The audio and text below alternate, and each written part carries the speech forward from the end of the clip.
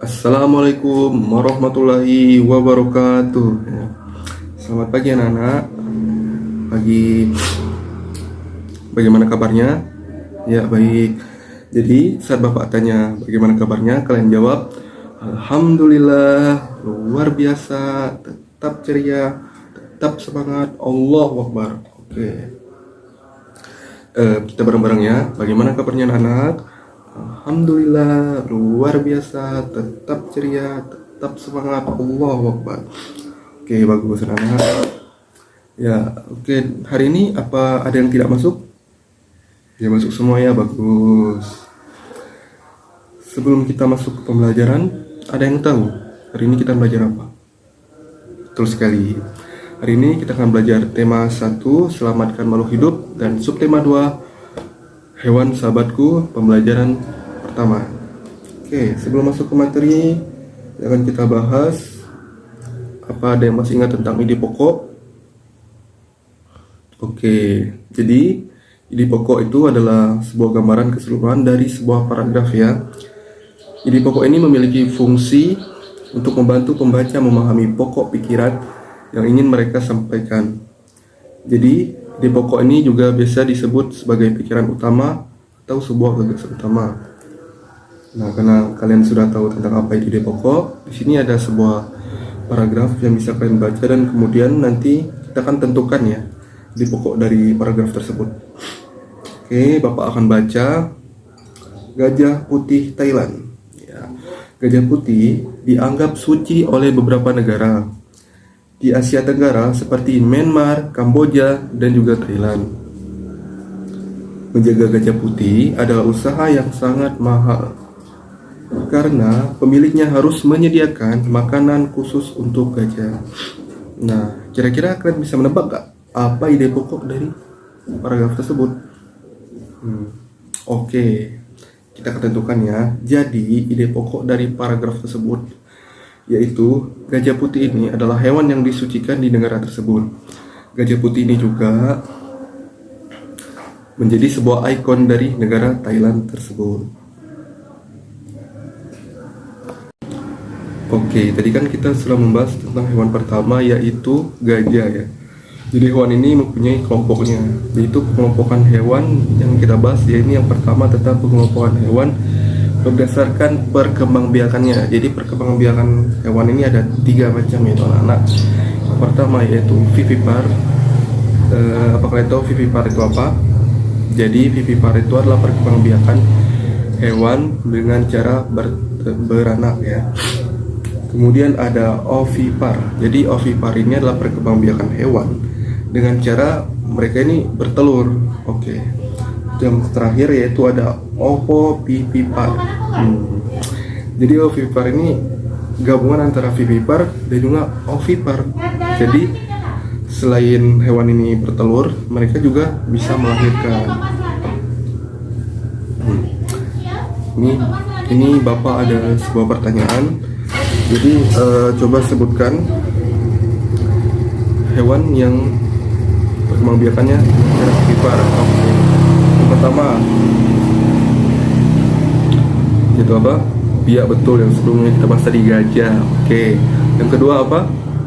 Monyet, boleh juga. Yang ketiga apa coba? Kucing. Oke, ya boleh. Terus ovipar. Coba sebutkan 3 hewan yang perkembangbiakannya dengan ovipar. Yang pertama ikan tuna, ya boleh.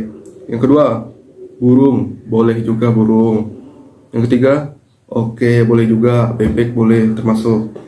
Kemudian yang terakhir ada ovipar. Ini agak susah ya. Coba kita sebutkan, coba. Ya, sebelum Pak bantu.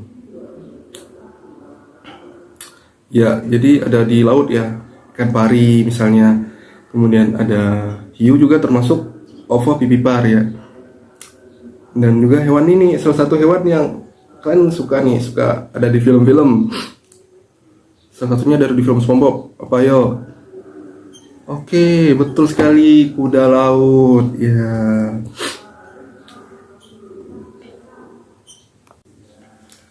Jadi tadi kita sudah membahas tentang pengelompokan hewan berdasarkan perkembangbiakannya.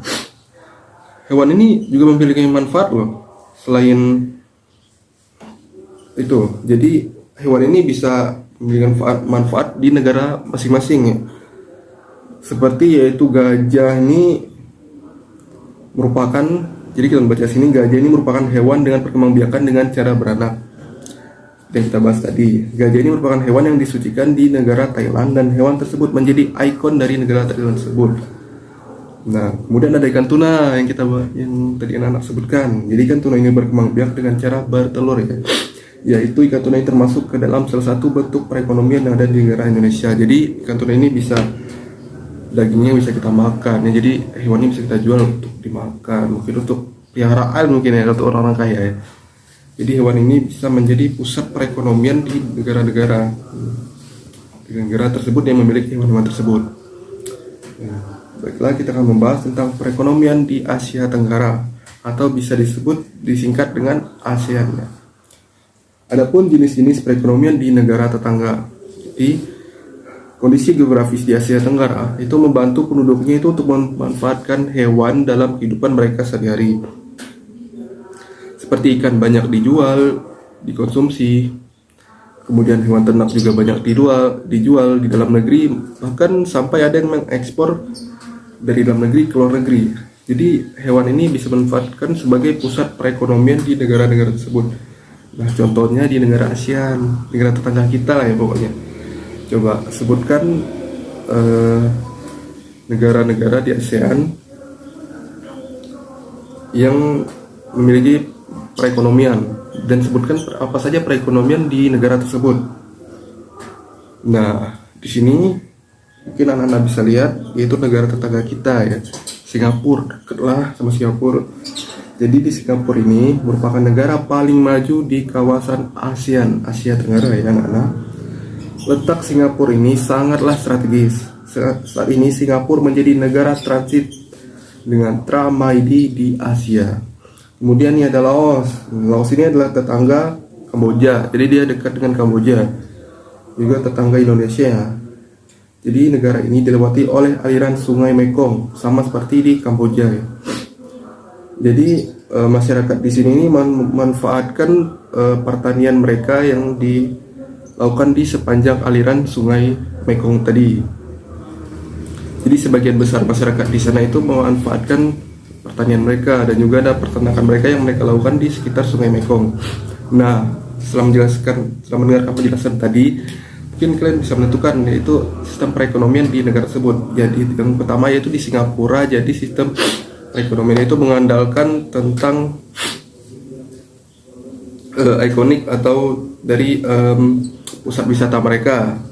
Kemudian di Laos yaitu tentang pertanian dan peternakan yang mereka lakukan di negara tersebut. Oke, karena waktunya sudah mau habis ya, mungkin anak-anak udah lapar nih, mau istirahat, mau belanja di kantin. Jadi Bapak akhiri saja pembelajaran pada hari ini. Sebelum kita mengakhiri, mari sama kita mengucapkan Alhamdulillahirabbil alamin. Oke, apabila Bapak ada salah dalam menyampaikan, kurang lebihnya Bapak mohon maaf. Wassalamualaikum warahmatullahi wabarakatuh.